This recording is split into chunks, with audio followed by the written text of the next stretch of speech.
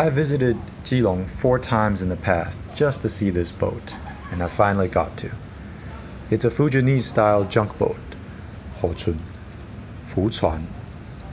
This junk boat is actually an antique from the Qing Dynasty era.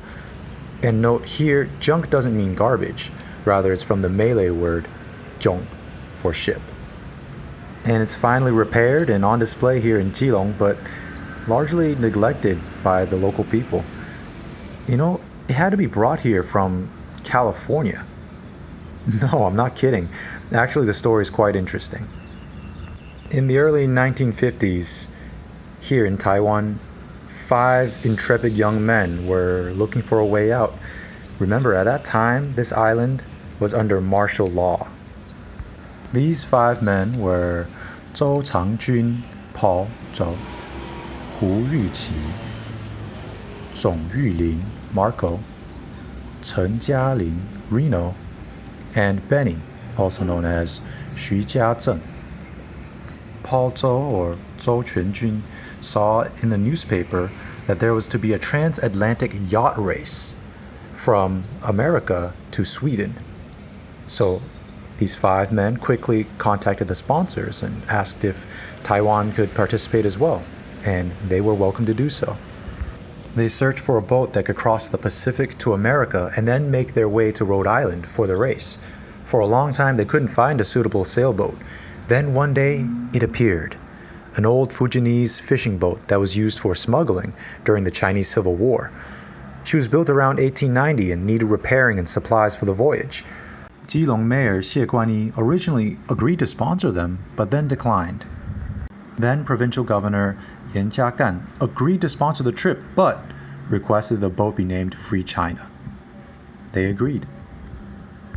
Calvin Mellert, a young diplomat in Taiwan, was also eager to join them, and after some discussion, our 5 men allowed him into their crew. Thus, on April 4th, 1955, the Free China and her 6-man crew was pulled out of Geelong by tugboats, accompanied by much fanfare. And it's at this stage the crew realized none of them had actual voyaging experience. The journey, with its challenges, arguments, and good times, would be recorded by Calvin, the diplomat.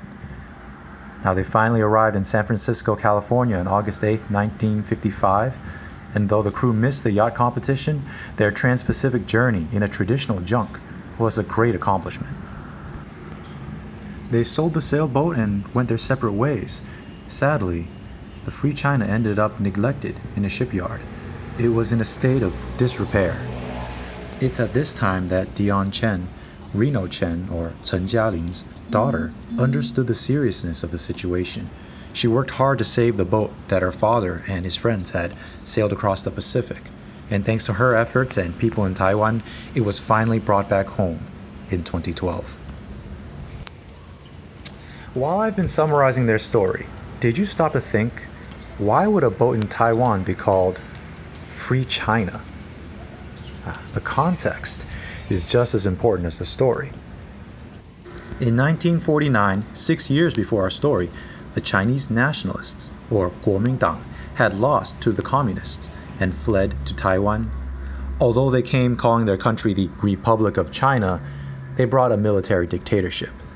What followed is known as the White Terror. Propaganda, oppression, massacre, seizing land and resources, indoctrinating and militarizing Taiwan's men in preparation to take back China. Free China. Thankfully, we ended the KMT martial law around 1990, and Taiwan has been progressing since.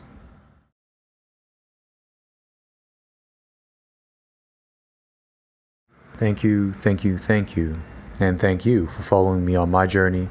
I salute yours. Peace.